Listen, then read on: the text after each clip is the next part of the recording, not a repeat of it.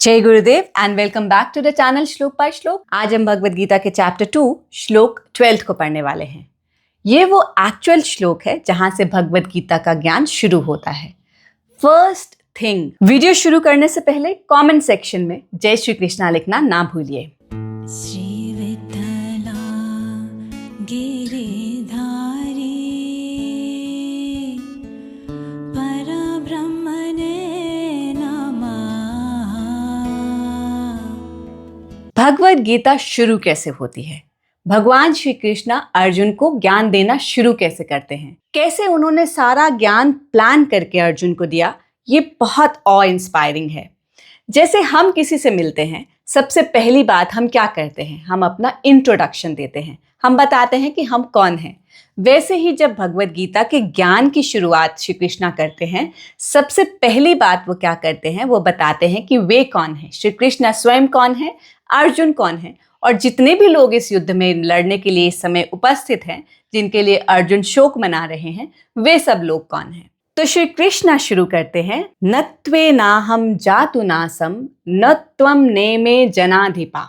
सबसे पहले श्री कृष्णा अर्जुन को समझाना शुरू करते हैं कि मैं, यानी कि वे स्वयं कौन है, अर्जुन कौन है, और ये सब लोग जो यहाँ हैं ये कौन है। श्री कृष्णा कहते हैं ऐसा कोई समय नहीं है जबकि मैं नहीं था या तुम नहीं थे, या जितने भी लोग इस महाभारत के युद्ध में आज उपस्थित हैं लड़ने के लिए, वे लोग नहीं थे। इससे श्री कृष्णा का क्या अर्थ है? यहाँ श्री कृष्णा खुद को और अर्जुन को और जितने भी लोग हैं उन सब की आत्मा को रेफर कर रहे हैं। श्री कृष्णा कहते हैं शरीर जन्म लेता है, शरीर बूढ़ा होता है और शरीर की ही मृत्यु होती है, लेकिन उसमें व्याप्त आत्मा ना तो जन्मती है, ना बूढ़ी होती है, ना उसकी मृत्यु होती है। इसीलिए श्री कृष्ण अर्जुन को समझाते हैं कि ऐसा कोई समय नहीं था जब तुम नहीं थे, मैं नहीं था, या ये सब लोग नहीं थे। ऐसा कोई भविष्य में भी समय नहीं होगा जहां तुम ना होगे, मैं ना होगा, या ये सब लोग ना होंगे।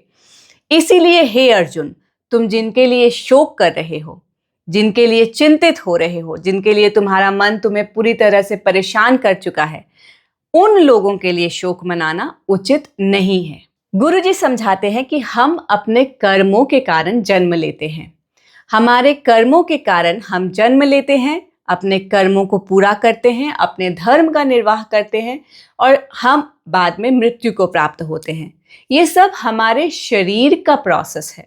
हमारा शरीर इन सब क्रियाओं से या इन सब प्रक्रियाओं से गुजरता है, लेकिन हमारे भीतर मौजूद आत्मा जो सब चलाती है, जो इस सब को संचालित करती है, आत्मा ना तो कभी जन्म लेती है, ना कभी बूढ़ी होती है, ना कभी मरती है। आत्मा अमर है।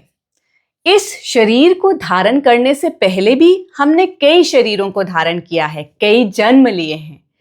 ना तो हमें उन जन्मों का स्मरण है, ना ही उन शरीरों के लिए हम शोक मनाते हैं, क्योंकि हम तब तक इस जन्म मरण के चक्कर में रहते हैं, गुरुजी समझाते हैं, जब तक हम ईश्वर को प्राप्त नहीं कर लेते।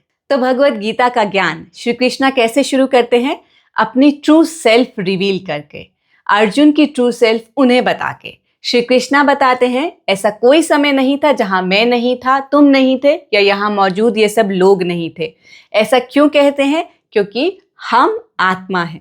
ऐसा कोई समय नहीं था जब मेरी आत्मा या मैं नहीं था, या तुम्हारी आत्मा तुम नहीं थे, या जितने भी लोग यहाँ मौजूद हैं उन सब की आत्मा नहीं थी। तो जो आत्मा का पहला गुण श्री कृष्णा अर्जुन को समझाते हैं वो है आत्मा की शाश्वतता का गुण, आत्मा की इम्परमानेंस का गुण, आत्मा की परमानेंस का गुण। श्री कृष्ण अर्जुन को समझाते हैं आत्मा ना जन्म लेती है, ना मरती है।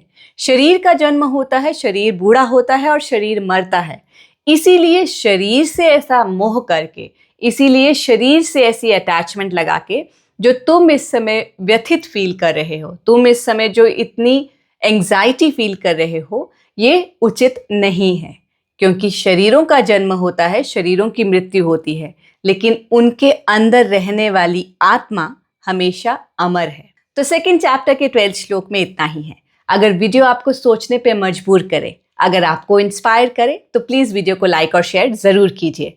अगर आपको भगवद गीता को ऐसे ही प्रैक्टिकली समझने में इंटरेस्ट है तो चैनल को सब्सक्राइब भी कर लीजिए। नेक्स्ट श्लोक में नेक्स्ट वीडियो के साथ फिर मिलेंगे, तब तक के लिए जय गुरुदेव।